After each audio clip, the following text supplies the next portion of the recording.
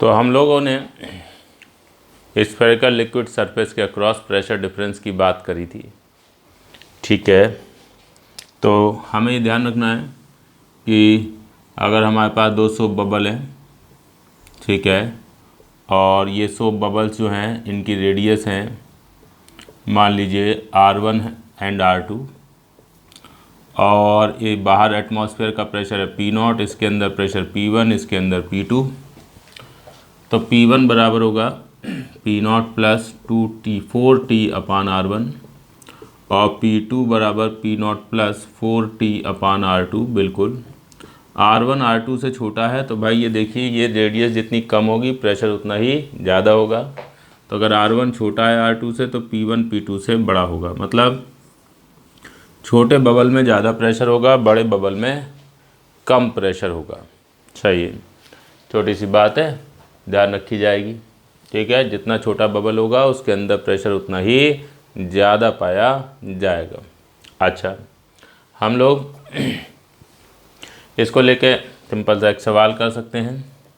ये देखिए, ये एक हमने बात बताई कि भाई हमारे पास 2 सोप बबल्स हैं, हवा में उड़ रहे थे, ठीक है। ये सोप बबल्स हैं, इसकी रेडियस है R1, इसकी रेडियस है R2, ठीक। अब क्या हुआ, ये पड़ोस में आए और एक दूसरे से चिपक गए। चिपकने का मतलब ये नहीं है कि ये इन्होंने मिलकर एक बबल बना लिया। चिपकने का मतलब दोनों बबल हैं, बस उनकी दीवारें चिपक गई एक दूसरे से। ये देखिए, अरे सॉरी, हाँ जी, तो सोप बबल्स हैं तो उनकी दीवार चिपक गई, तो ये ऐसे हो गया कि इस टाइप की सिचुएशन हो गई। ये देखिए, ये दोनों बबल जो है ये चिपक गए और ये समझो एक कॉमन कुछ जो है बाल यहाँ पर बन गई।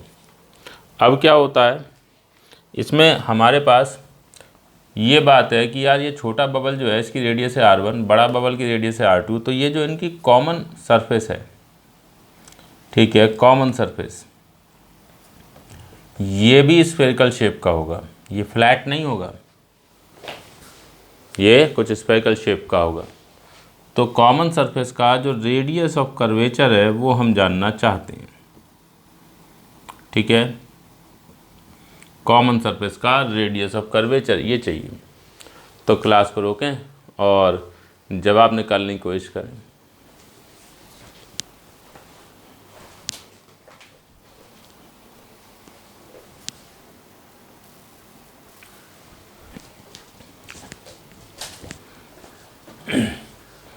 तो हम लोग ध्यान देते हैं, ये हमारे पास जो 2 बबल हैं, अब ये जब चिपक गए तो ये छोटा बबल है, इसके अंदर प्रेशर मान लो P1, ये बड़ा बबल इसमें प्रेशर P2, बाहर का प्रेशर P0 है।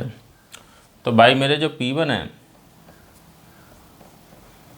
वो ऐसे लिख सकते हो P0 प्लस 4T/R1, P2 ऐसे लिख सकते हो P0 प्लस 4T/R2, और ये चीज़ हमें पता है कि P1 P2 से बड़ा होगा, इसके अंदर प्रेशर ज़्यादा, इसके अंदर प्रेशर कम।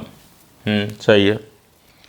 अब ध्यान दीजिए कि इधर की तरफ ज़्यादा प्रेशर, इधर कम प्रेशर। अगर दोनों तरफ प्रेशर बराबर होता तो बीच का जो सरफेस है ये वाला जिसकी आप बात कर रहे हैं, ये फ्लैट हो रहता है एकदम। इधर और इधर प्रेशर बराबर, ये सरफेस बिल्कुल फ्लैट रहता। लेकिन इधर है ज़्यादा और इधर है कम, तो इधर से ज़्यादा प्रेशर के चलते सरफेस कुछ ऐसे दब जाएगा, यूँ स्फेरिकल शेप ले लेगा। इसकी रेडियस ऑफ कर्वेचर मान लेते हैं वो है R, ठीक। तो अगर मैं इधर की तरफ पॉइंट लिखता हूँ A और इधर की तरफ पॉइंट लिखता हूँ B, ठीक है, तो जो रेडियस ऑफ कर्वेचर है वो मान लिया आपने R, यही हमको चाहिए। तो आप ऐसे लिखेंगे PA बराबर PB प्लस 4T/R, समझे। जो आपका कॉमन सरफेस है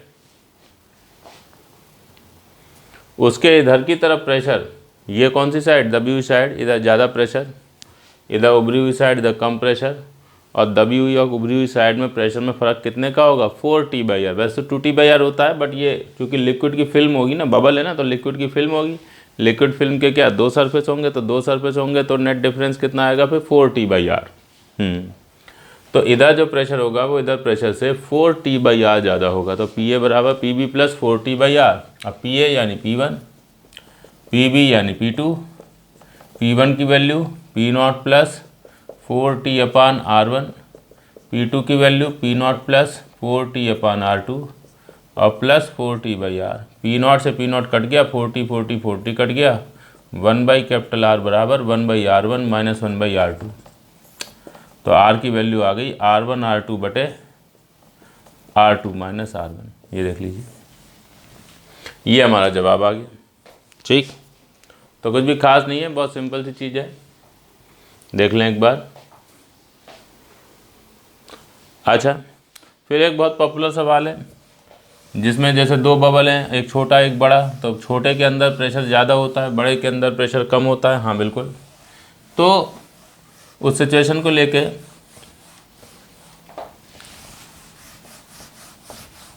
छोटे और बड़े बबल को लेके एक ये बड़ा पॉपुलर सवाल है, हर जगह पाया जाता है।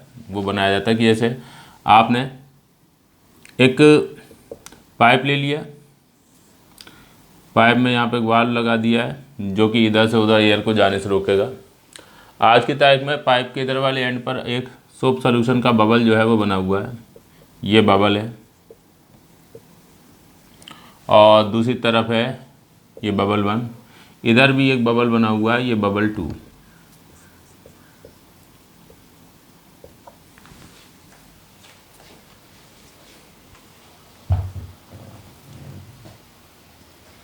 चाहिए, ये बबल 1, ये बबल 2। हाँ ठीक। अब आज तो ये वाल्व जो है वो बंद है, तो इधर से उधर कोई एयर, उधर से इधर कोई एयर नहीं जा सकती। लेकिन अगर वाल्व को ओपन कर दें सो दैट इधर से उधर, उधर से इधर एयर का एक्सचेंज हो सकता है, तो ऐसे केस में जो बबल 1 और बबल 2 है इनके साइज का क्या होगा, किसका साइज बढ़ेगा किसका साइज घटेगा, ये हमें बताना है। ठीक है, तो साइज ऑफ बबल्स, उनके बारे में बताना है कि क्या होगा। तो सिंपल सी चीज़ है, कुछ खास ऐसा नहीं है, बट लेकिन चूँकि हर जगह देखा जाता है, कई बार पूछा जाता है ऐसे ही, तो इसीलिए आपको पता होना चाहिए कि भाई छोटे बबल के अंदर जो प्रेशर होगा वो बड़े बबल से ज़्यादा होगा।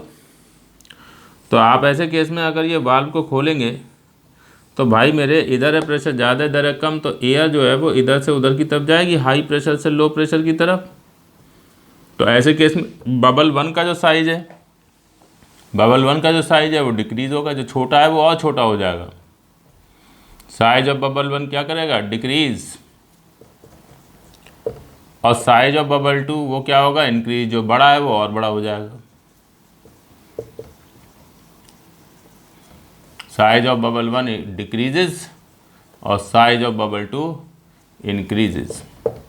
सही है, ये छोटी सी बात है, बड़ा पॉपुलर सवाल है, सिंपल बेसिक लेकिन बड़ा पॉपुलर है, सब जगह पाया जाता है, इसका हर किताब में मिलेगा और कई बार पूछा जाता है, तो आपको ये ध्यान रखनी है बात।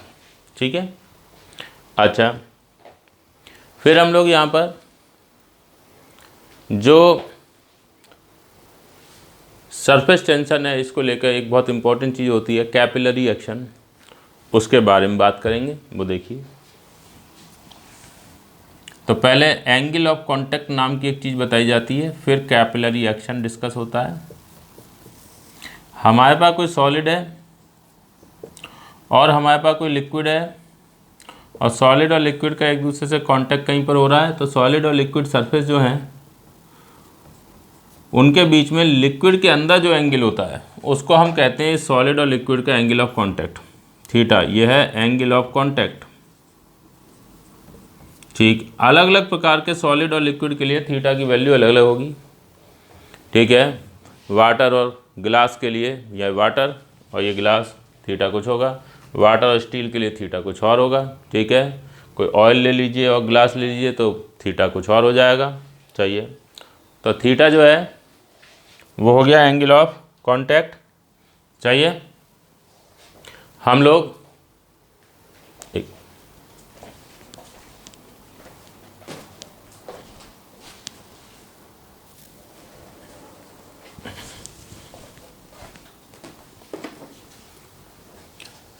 तो ये थीटा जो है वो अलग अलग प्रकार के सॉलिड लिक्विड कॉम्बिनेशन के लिए अलग अलग होता है।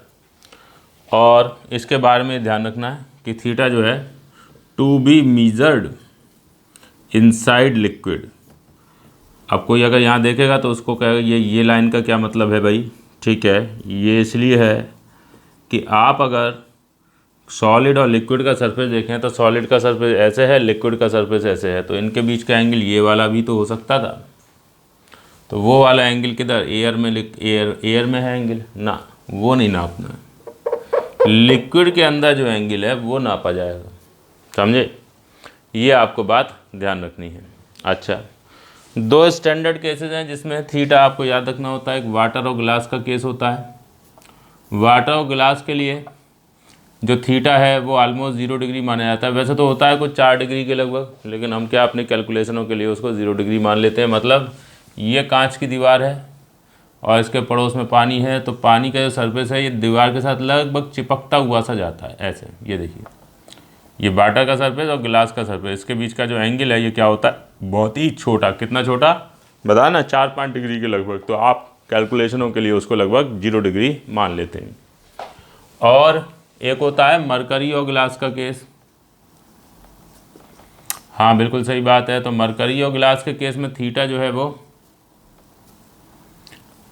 लगभग 135 डिग्री। वैसे तो होता है ऐसे 138 डिग्री, 139 डिग्री, तो हमने 135 डिग्री बता दिया। वही कैलकुलेशन है करने के लिहाज से। ये इस टाइप से दिखाएंगे। देखिए ये है ग्लास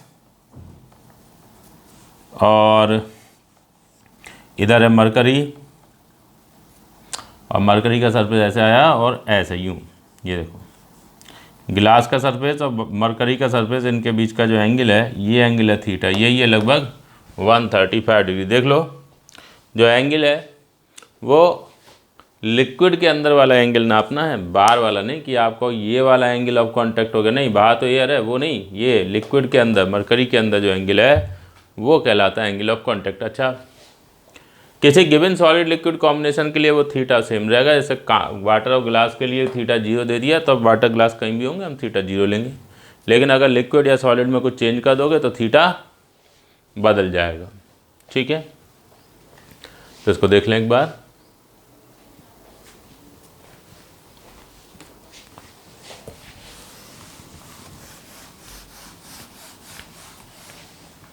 अच्छा, फिर हम लोग बात करते हैं कैपिलरी एक्शन की। तो सबसे पहले कैपिलरी के बारे में बात करी जाती है कि भाई कैपिलरी क्या है। कैपिलरी का मतलब है कांच की, ग्लास की बहुत पतली सी ट्यूब, ठीक है, थिन ग्लास ट्यूब।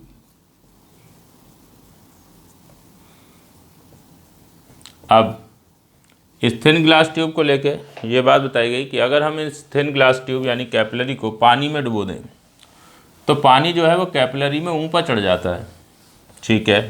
जिस कंटेनर में पानी है उसमें वाटर का जो लेवल है उससे ऊपर चढ़ जाएगा कैपिलरी में। और मरकरी जो है उसमें कैपिलरी डुबोई जाएगी। तो मरकरी में क्या होता है कि मरकरी में जो जब आप डुबोगे कैपिलरी को तो लिक्विड तो मरकरी नीचे गिर जाएगी। क्या मतलब, ये देखिए, ये आपने एक कंटेनर लिया जिसमें पानी भर दिया और ये पानी का स्तर था ये, अब इसमें आपने कैपिलरी डुबो दी तो वाटर जो है वो कैपिलरी में ऊपर चढ़ जाएगा, ये देखिए। और यदि आप मरकरी ले लें किसी ट्यूब में, सॉरी कंटेनर में, ये देखिए यहाँ मरकरी ले लिया आपने।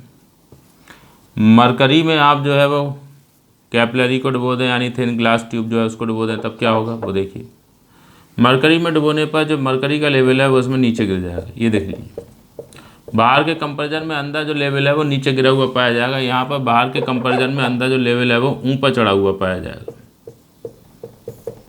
दिख रहा है आप लोगों को?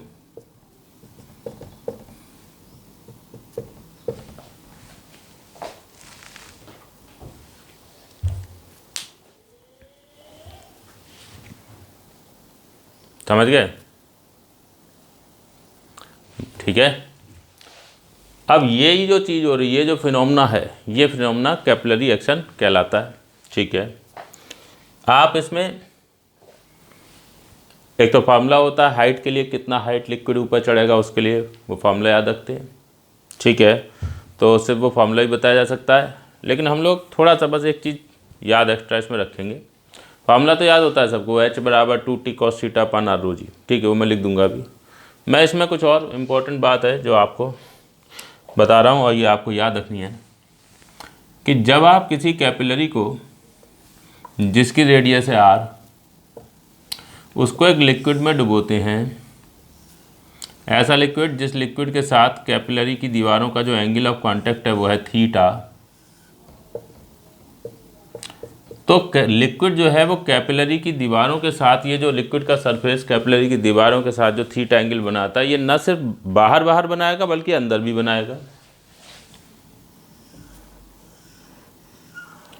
और ये अंदर बनाने के चलते क्या होता है कि अगर आप लिक्विड के सरफेस को कैपिलरी के अंदर देखें तो वो एक स्फेरिकल शेप ले लेता है। इस स्फेरिकल सरफेस जो है, इसकी जो रेडियस ऑफ कर्वेचर होती है वो आप अगर R लिख देते हैं, कैपिटल R लिख देते हैं, तो आपको रिजल्ट याद रखना है कि कैपिटल R बराबर होगा स्मॉल r अपान कॉस थीटा। ये यहाँ पे ये ट्रायंगल बना के यहाँ पे दिखाया जा सकता है, ठीक है, बहुत सिंपल सा होता है। मैंने कहा मुझे बस ये याद रखना है, कैपिटल R बराबर स्मॉल r अपान कॉस थीटा लिख देता हूँ। ये बड़ा इंपॉर्टेंट रिजल्ट है, ध्यान रखना है। कैपिटल R का मतलब radius of curvature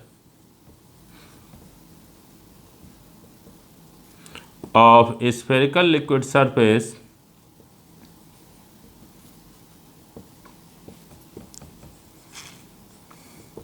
inside capillary।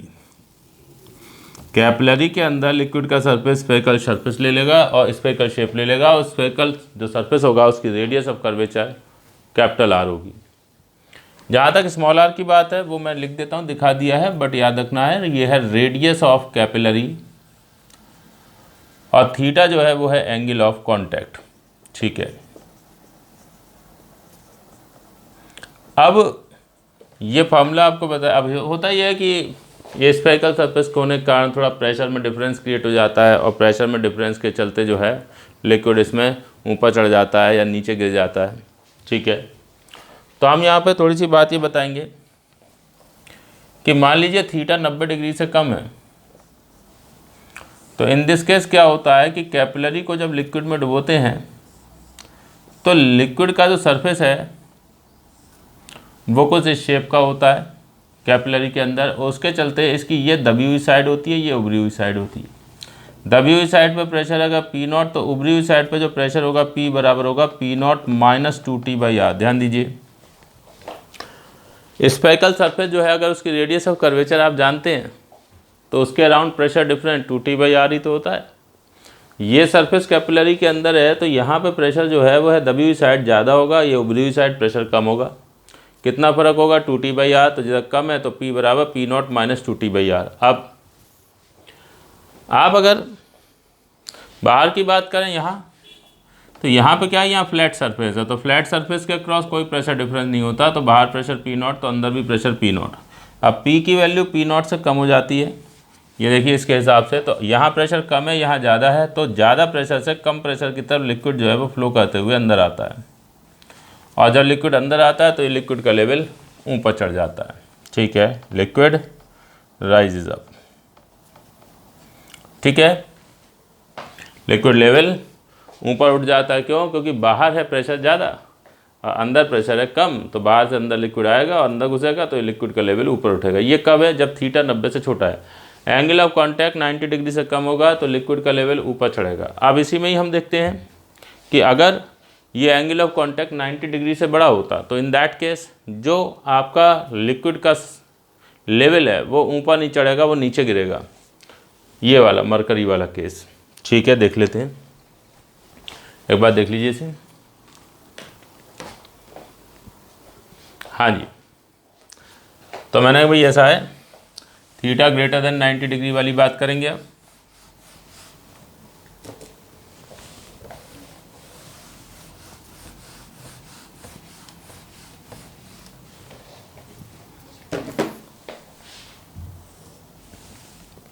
ये देखिए जैसे यहाँ थीटा लेस देन 90 डिग्री की बात करी गई, आप कह रहे हैं theta greater than 90 degree. Okay, तो कैपिलरी को लिक्विड में डुबोया, एंगल ऑफ कांटेक्ट 90 डिग्री से ज़्यादा था, तब क्या होगा, ये आपकी कैपिलरी है और ये आपका लिक्विड है। एंगल ऑफ कांटेक्ट 90 डिग्री से ज़्यादा है, ये देखिए एंगल ऑफ कांटेक्ट 90 डिग्री से ज़्यादा है, बाहर भी तो अंदर भी। यहाँ पे एंगल ऑफ कांटेक्ट 90 डिग्री से कम था, अब 90 डिग्री से ज़्यादा है, बाहर भी और अंदर भी। तो अंदर जो शेप है लिक्विड के सरफेस की वो ऐसे बनेगी, और ऐसे बनेगी तो क्या होगा कि अगर बाहर आप प्रेशर लिखते हैं P not P not P not, तो बाहर यहाँ तो फ्लैट सरफेस है, तो फ्लैट सरफेस के क्रॉस कोई प्रेशर डिफरेंस नहीं होगा, तो इधर पी नॉट तो इधर भी पी नॉट। लेकिन यहाँ स्फेरिकल सरफेस ऐसे बनेगा, तो ये हो जाएगी दबी हुई साइड और ये हो जाएगी उभरी हुई साइड। तो दबी हुई साइड पर प्रेशर उभरी से ज़्यादा रहेगा। कितना ज़्यादा रहेगा, 2T/R। तो इसका मतलब हो गया P की वैल्यू P नॉट से बड़ी होगी, और P अगर P नॉट से बड़ा है तो अंदर प्रेशर है ज़्यादा, बाहर प्रेशर है कम, तो ऐसे केस में अंदर से लिक्विड निकल के बाहर जाएगा ज़्यादा से कम प्रेशर की तरफ। और जब लिक्विड ऐसे बाहर जाएगा तो लिक्विड लेवल फॉल करेगा, liquid level falls inside capillary.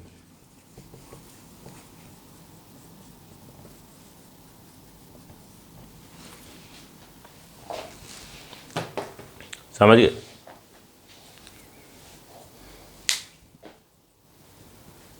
ठीक, तो ये सिंपल सी बात आपको ध्यान रखनी है कि थीटा 90 डिग्री से कम में लिक्विड का लेवल नीचे गिरता है, ऊपर उठता है, और थीटा ग्रेटर देन 90 डिग्री में लिक्विड का लेवल नीचे गिरता है। ये वाटर और ग्लास वाला केस जो थीटा रहा 0 डिग्री, और ये मरकरी और ग्लास वाला केस थीटा 135 डिग्री।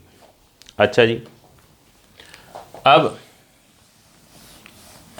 जो लेवल है वो कितना ऊपर जाता है, उसके लिए फार्मूला वही H बराबर 2T cos थीटा अपान R रो जी, उसके बारे में बताया जा रहा है।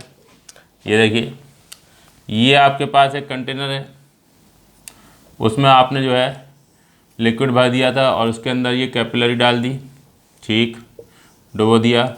इधर ये एंगल थीटा, ठीक, चलिए अब यहाँ पे ये ऐसे करके लिक्विड का सरफेस था, बाहर से लिक्विड अंदर घुसा, ठीक, ये वाला डायग्राम जो इधर था उसके हिसाब से ऊपर जा रहा है, और ये लिक्विड चढ़ गया ऊपर, ठीक, यहाँ आ गया। यहाँ प्रेशर P नॉट, यहाँ प्रेशर P नॉट, यहाँ प्रेशर P नॉट, यहाँ प्रेशर P नॉट, यहाँ पर P नॉट और यहाँ पर P। नीचे देखो, बाहर से लिक्विड जब अंदर घुसेगा तो भाई तब तक ही तो घुसेगा जब तक इक्विलिब्रियम नहीं आ जाता। बिल्कुल, जब आप बाहर से लिक्विड को अंदर भेजोगे तो ये लिक्विड का लेवल ऊपर उठेगा। जितना यहाँ पे लिक्विड ऊपर चढ़ता जाएगा, इस पॉइंट पर जो प्रेशर है वो बढ़ता जाएगा। क्यों? जितना ये लिक्विड का कॉलम बढ़ रहा है तो यहाँ पे प्रेशर बढ़ रहा है। तो पहले यहाँ पर प्रेशर इनसे कम था, लेकिन जब लिक्विड यहाँ से अंदर घुसा, ऊपर चढ़ा, तो यहाँ पर प्रेशर बढ़ेगा। तो थोड़ी देर के बाद इक्विलिब्रियम हो जाएगा, और इक्विलिब्रियम में यहाँ पे भी प्रेशर उतना ही हो जाएगा जितना बाहर है। इन दिस केस लिक्विड कितना हाइट ऊपर चढ़ गया, मान लो वो हाइट H, तो इक्विलिब्रियम, जब इक्विलिब्रियम आ जाएगा तो उस समय की बात हो रही है, ठीक है। तो ऐसे में नीचे प्रेशर P नॉट बराबर ऊपर प्रेशर प्लस H रो जी, ये तो पता ही है आप लोगों को। लिक्विड में नीचे प्रेशर ऊपर से H रो जी ज़्यादा होता है, हाँ। तो P नॉट बराबर, अच्छा P क्या था, P था P नॉट माइनस 2T/R, ठीक, प्लस H रो जी। यहाँ से P नॉट से P नॉट कट जाएगा और H रो जी बराबर आ जाएगा 2T/R। तो यहाँ से H की वैल्यू 2T/R रो जी ये मिल जाएगी।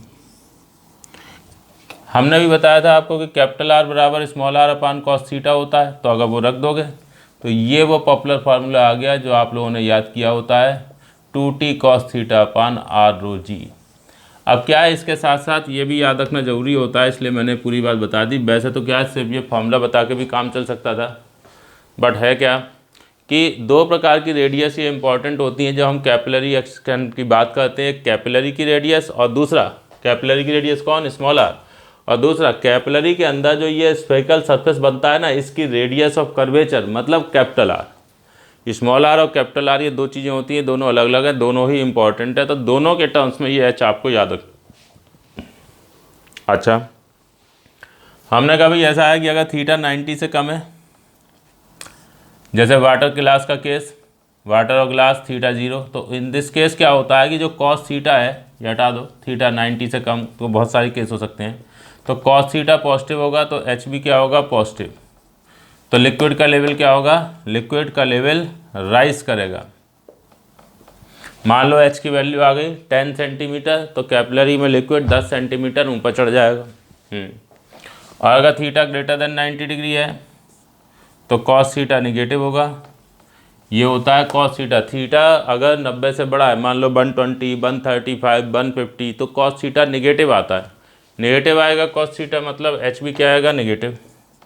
और एच निगेटिव का मतलब जैसे एच बराबर आ गया -5 सेंटीमीटर, तो एच अगर -5 सेंटीमीटर है, इसका मतलब लिक्विड का लेवल 5 सेंटीमीटर ऊपर नहीं चढ़ा, बल्कि लिक्विड का लेवल 5 सेंटीमीटर नीचे गिर गया है। ठीक, तो liquid falls, liquid level falls inside capillary.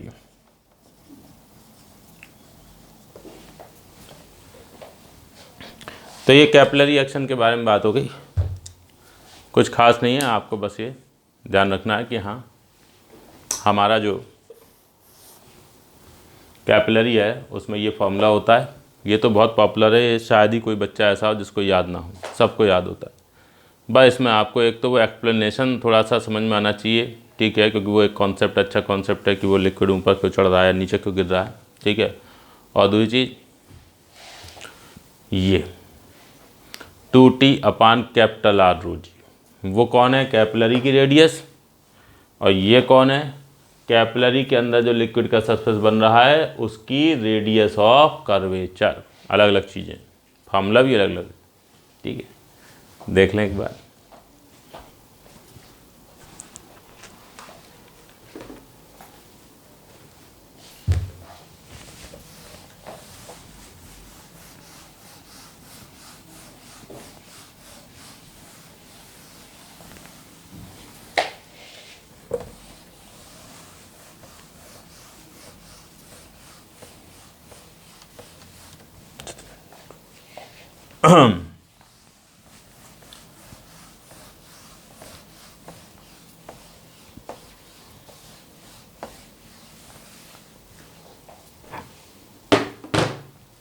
हाँ जी, तो ये जो कैपिलरी में लिक्विड का लेवल ऊपर उठता है, H बराबर 2T cos θ/R⁴G, ये जो फॉर्मूला है, ठीक है।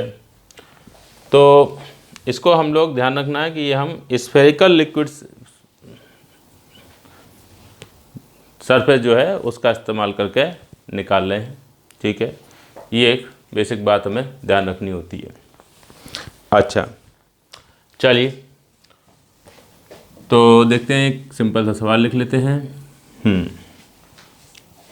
हमारे पास एक कैपिलरी है,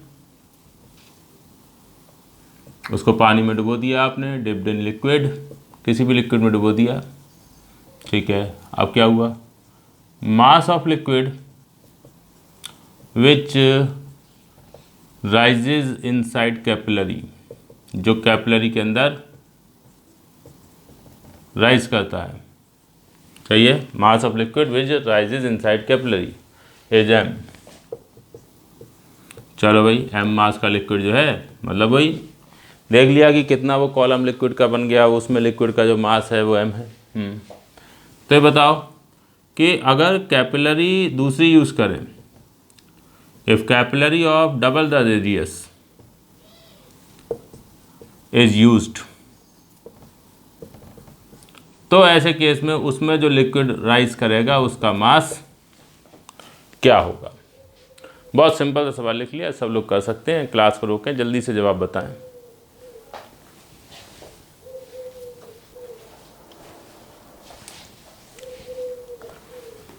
अच्छा, तो हमने कहा भाई ऐसा है, कैपिलरी में जब लिक्विड ऊपर चढ़ेगा, ये देखो ये चढ़ गया, तो ये जो पोर्शन है इसका मास है m। कैसे निकालेंगे, मास बराबर वॉल्यूम इनटू डेंसिटी। वॉल्यूम कैसे निकालोगे, देखो ऐसा है πr²h। देखो भाई, ये कैपिलरी की जो रेडियस है वो अगर r है, तो उसका एरिया हो जाएगा पाई आर स्क्वायर। एच हाइट तक लिक्विड चढ़ गया है तो लिक्विड का वॉल्यूम क्या हो गया, पाई एरिया इंटू हाइट और डेंसिटी रो। एच बराबर 2t cos theta upon R rho g रख दीजिए। हाँ रख देते हैं। आप ध्यान देते हैं यहाँ से m की वैल्यू क्या आ गई, r से स्क्वायर कट जाएगा, रो से रो कट जाएगा, 2 pi R T cos theta upon g. चाहिए यहाँ पे दिखाई दे रहा है कि आप अगर रेडियस कैपिलरी की बदलते हैं तो m प्रोपोर्शनल टू r है, तो रेडियस अगर डबल कर दोगे कैपिलरी की, डबल रेडियस की कैपिलरी लोगे तो लिक्विड का जो मास उसमें चढ़ेगा वो मास भी क्या हो जाएगा, डबल। 2m मास लिक्विड जो है कैपिलरी में ऊपर चढ़ेगा। तो ऐसा हम ये सवाल कोई भी देख सकते हैं, कुछ खास इसमें नहीं है। चाहिए अच्छा, फिर मैं यहाँ पर ये बात कहता हूँ कि कहीं पर अगर ऐसी कैपिलरी बना दी जाए, ठीक है, ये देखिए कुछ इस टाइप से दिखा दिया है। ये आपने 2 कैपिलरी ले ली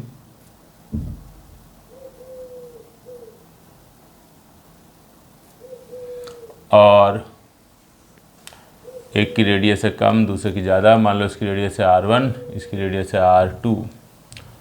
अब इनको यहाँ नीचे जोड़ दिया और इनमें कोई लिक्विड डाल दिया।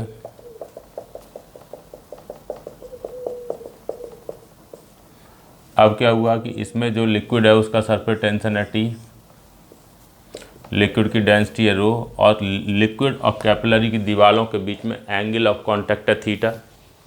आपसे कह दिया यार इसमें जो लिक्विड का लेवल है और इसमें जो लिक्विड का लेवल है इसमें हाइट में फ़र्क डेल्टा एच, वो बताओ क्या होगा। चाहिए इसमें हाइट में जो फ़र्क है डेल्टा एच, वो बताइए क्या होगा। ठीक, मैंने कहा भाई ऐसा है, हम ऐसे में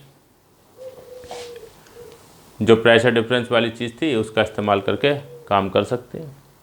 सही है, तो इसको एक बार आप लोग क्लास को रोकें और जब आप जल्दी से लिखें। बहुत सिंपल सा सवाल है।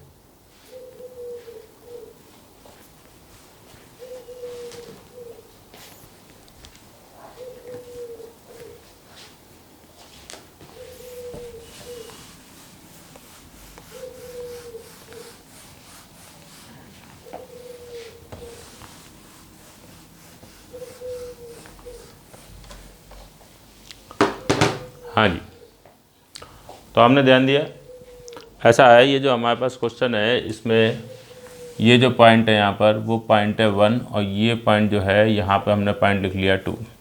ठीक, अब ये डेल्टा एच चाहिए हमको, तो मैंने कहा भाई नीचे जो पॉइंट है उस पर प्रेशर जो है वो ऊपर पॉइंट पर प्रेशर से एच रो जी ज़्यादा होगा। तो हाइट में फ़र्क कितना है, डेल्टा एच, तो delta H into rho into g. हाँ सही बात है, P2 बराबर P1 plus delta H into rho into g. क्यों नहीं, बिल्कुल ठीक। अब हम ये बात कहते हैं कि भाई हम अगर बाहर की बात करें तो बाहर ये तो ओपन टू एटमॉस्फेयर है, तो यहाँ प्रेशर क्या होगा P0, यहाँ प्रेशर क्या होगा P0। एयर में थोड़ा बहुत ऊपर नीचे आने से प्रेशर पे कोई फ़र्क नहीं पड़ता है, समझे। तो यहाँ प्रेशर P0 तो यहाँ पे भी प्रेशर एयर में P0, एयर में ऊपर गए नीचे गए कुछ फ़र्क नहीं प्रेशर पे। अब क्या करें, अब भाई देखो ऐसा है, P2 को आप लिख सकते हैं P0 प्लस 2T अपान R2, sorry P0 minus 2T अपान R2। ये P2 अलग से लिख ही देता हूँ, P2 बराबर ये, P1 बराबर ये, P2 बराबर P0 प्लस माइनस 2T अपान R2 और P1 बराबर P0 माइनस 2T अपान R1। देख लो, अरे भाई ये स्फेरिकल सरफेस है, दबी हुई साइड कौन सी है, इधर, उभरी हुई साइड कौन सी है, तो उभरी हुई साइड पर प्रेशर दबी हुई साइड से कम होता है। कितना कम होता है, 2T/R। तो यहाँ पर जो प्रेशर है वो P0 है, तो यहाँ प्रेशर होगा P0 माइनस 2T/R2। ऐसे यहाँ P0 है तो यहाँ क्या होगा, P0 माइनस 2T अपान R1। हाँ सही है। अब P2 और P1 जो है वो यहाँ रख देंगे। जहाँ तक R1 R2 की बात है भाई, देखो इसमें रेडियस ऑफ कर्वेचर है R1, angle of contact theta, तो R1 बराबर स्मॉल r1 अपान कॉस थीटा, R1 बराबर स्मॉल r1 अपान कॉस थीटा, R2 बराबर स्मॉल r2 अपान कॉस थीटा रख देंगे यहाँ पर, तो P2 और P1 मिल जाएंगे। ठीक है, तो यहाँ से P2 बराबर P0 minus 2t cos theta अपान R2, P1 बराबर P0 minus 2t cos theta अपान R1। अब इसमें रखिए P2 बराबर P1 प्लस डेल्टा एच रो जी, या डेल्टा एच रो जी बराबर P2 माइनस P1, घटाओ भाई इसमें से इसको घटाओ, तो ये आ जाएगा 2t cos theta 1 upon R1 minus 1 upon R2। लो भाई आ गया delta H, 2t cos theta upon rho into g 1/R1 minus 1/R2। कोई मुझसे अभी कह सकता था कि सर ये तो सीधे सीधे उसी से आ जाता कि ऐसे इसमें लिक्विड की साइड तक चढ़ेगा 2t कॉस थीटा अपान R1 रो जी, इसमें 2t कॉस थीटा अपान R2 रो जी, दोनों का डिफरेंस ले लेते हैं। हाँ बिल्कुल वैसे भी कर सकते हैं। हाँ आप सीधे ऐसे लिख लेते कि मान लो ये नीचे का लेवल है, तो इसमें ऊपर चढ़ेंगे तो कितना जाएंगे 2t कॉस थीटा अपान R1 रो जी, इसमें 2t कॉस थीटा अपान R2 रो जी, तो दोनों का डिफरेंस ले लिया जाए। हाँ ठीक है, वैसे कर सकते हैं, बट मैं जो है वो ऐसे यहाँ पे प्रेशर लिख के इस सवाल को करने में इंटरेस्टेड था। देख लीजिए एक बार।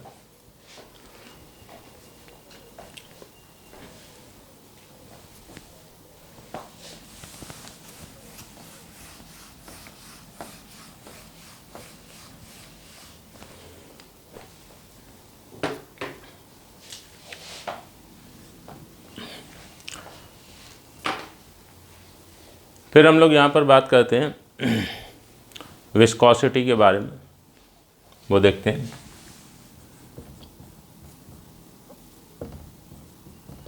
ऐसा होता है कि जैसे फ्रिक्शन होता है कि कहीं पर अगर दो सॉलिड सरफेस एक दूसरे कांटेक्ट में है, स्लिपिंग हो रही है, तो वो लोग एक दूसरे पर फ्रिक्शन लगाते हैं। हाँ बिल्कुल। तो वैसे ही अगर हम लिक्विड्स में रिलेटिव मोशन की बात करें तो सॉलिड्स के केस में रिलेटिव मोशन को अपोज फ्रिक्शन करता है, लिक्विड्स के केस में रिलेटिव मोशन को अपोज विस्कस फोर्स करता है। ठीक है, तो ऐसे लिखते हैं relative motion between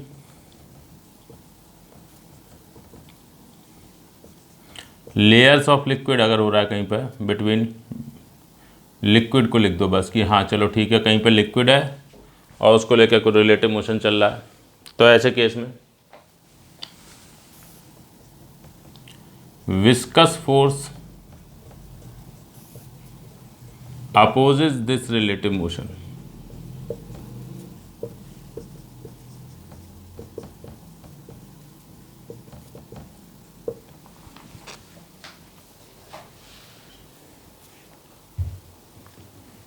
viscous force opposes this relative motion। अच्छा जी, तो हमने कहा भाई ऐसा है, हम यहाँ पर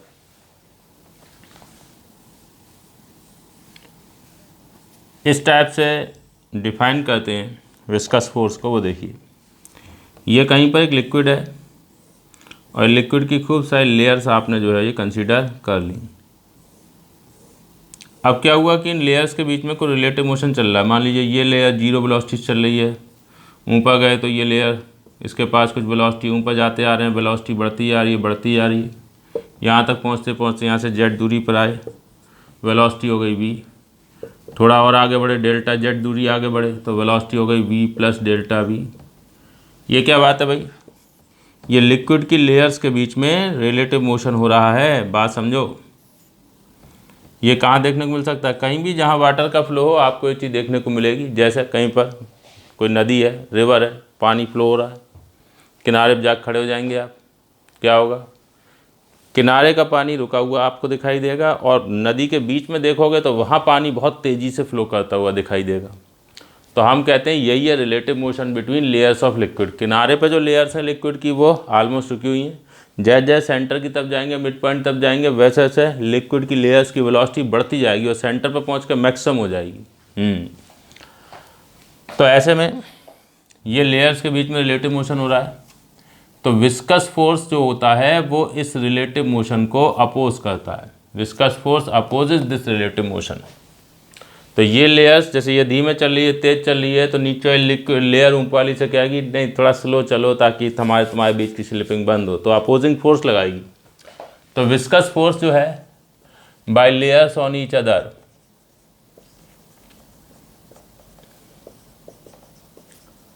viscous force by layers on each other, ये होता है F बराबर माइनस का eta A delta V upon delta Z। ये फॉर्मूला आपको याद रखना है। इसमें डेल्टा V और डेल्टा Z तो यहाँ दिखा दिए, इस लेयर और इस लेयर के बीच की दूरी और इनकी वेलोसिटी में फ़र्क। ए क्या है? ए है एरिया ऑफ लेयर। भाई ये लेयर और ये लेयर ऐसे रखी है ना एक दूसरे के ऊपर, तो इनका जितना एरिया ऑफ कांटेक्ट है वो लिख देता हूँ, area of contact of layers, वो ए हो गया। और ईटा जो है ये कहलाता है coefficient of viscosity of liquid. Coefficient of viscosity of liquid, ये अलग अलग लिक्विड्स के लिए ईटा की वैल्यू अलग अलग होती है। सिंबल ईटा कहलाता है, ईटा। माइनस साइन तो सिर्फ इसलिए है कि ये बताया जा सके कि जो विस्कस फोर्स है वो रिलेटिव मोशन को अपोज करता है। ये जो delta V by delta Z है, rate of change of velocity with position.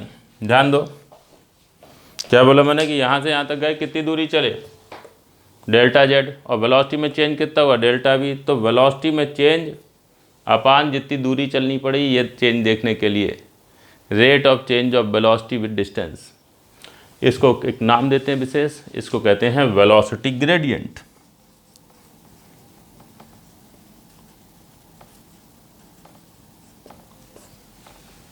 ठीक है,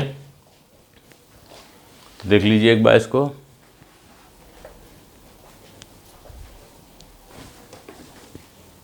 हाँ जी, फिर हम लोग बात करते हैं विस्कस फोर्स में ही एक बड़ा पॉपुलर लॉ है स्टोक्स लॉ। स्टोक्स लॉ जो है वो ऐसे नाम से, ये फार्मूला याद होता है सब लोगों को, F बराबर 6 पाई ईटा RV। सब ने पढ़ा होता है, खूब पढ़ा होता है, लगभग सबको याद भी होता है। तो वो स्टोक्स लॉ यहाँ पर बताया जा रहा है और किस सिचुएशन में अप्लाई होता है वो देख लीजिए। हमारे पास कोई लिक्विड है और एक ये सॉलिड स्फीयर है कोई, ये R रेडियस का है और स्फीयर V वेलोसिटी से ऐसे इस लिक्विड में जा रहा है, चल रहा है। तो जब ये लिक्विड देखेगा कि यार स्फीयर चल रहा है, अच्छा मैं रुका हुआ हूँ, स्फीयर चल रहा है, तो लिक्विड को कुछ रिलेटिव मोशन का एहसास होगा अपने और स्फीयर के बीच में।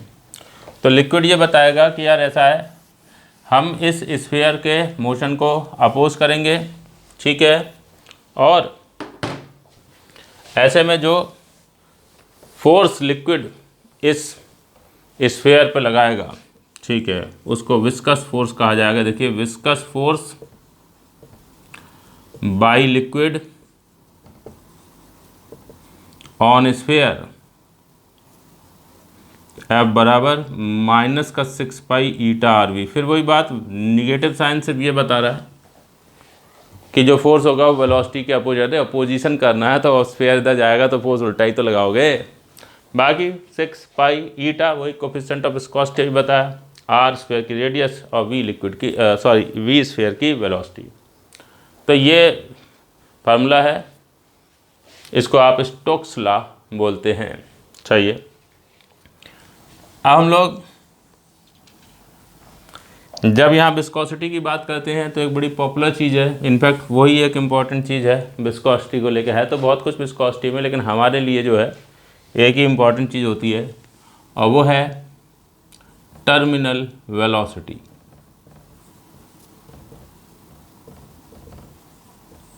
बड़ी पॉपुलर बात है, किसी ने भी विस्कोसिटी का नाम सुना होगा तो टर्मिनल वेलोसिटी भी सुनी होती है। ठीक है, क्या है भाई, आपके पास एक लिक्विड है और ये एक सॉलिड है, इस सॉलिड को लिक्विड में ड्रॉप कर दो, ड्रॉप ऑब्जेक्ट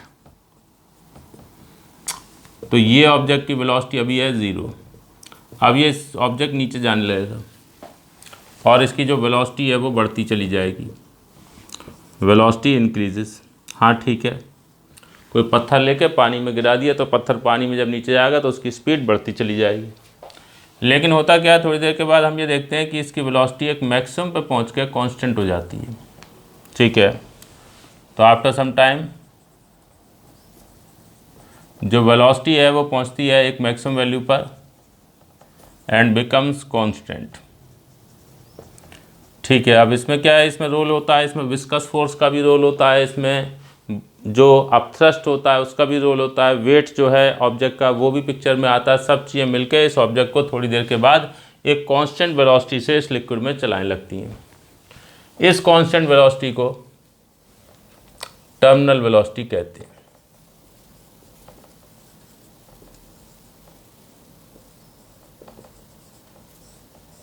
अच्छा, एक फार्मूला बताया जाता है कि अगर कोई स्फीयर है जिसकी रेडियस है r, डेंसिटी है सिग्मा, और ये लिक्विड है, लिक्विड की डेंसिटी है रो और लिक्विड का कोफिशिएंट ऑफ विस्कोसिटी है ईटा। तो अगर इस स्फीयर को, सॉलिड स्फीयर को आप लिक्विड में गिराते हैं तो उसकी जो टर्मिनल वेलोसिटी है, ये सॉलिड स्फीयर,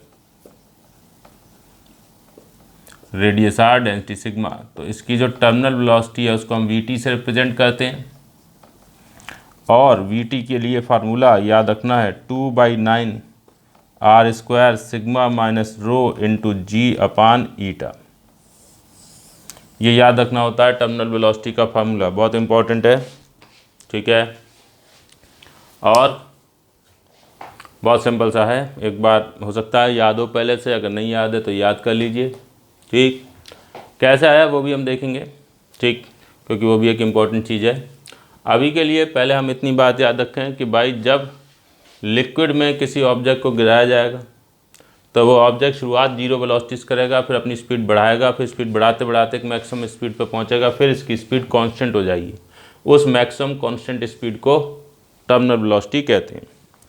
और अगर कोई सॉलिड स्फीयर को लिक्विड में गिराएंगे तो उसकी जो टर्मिनल वेलोसिटी है उसका ये फार्मूला होगा। अब ऐसा क्यों हो रहा है वो देखते हैं। आप इसको एक बार देख लीजिए ध्यान से।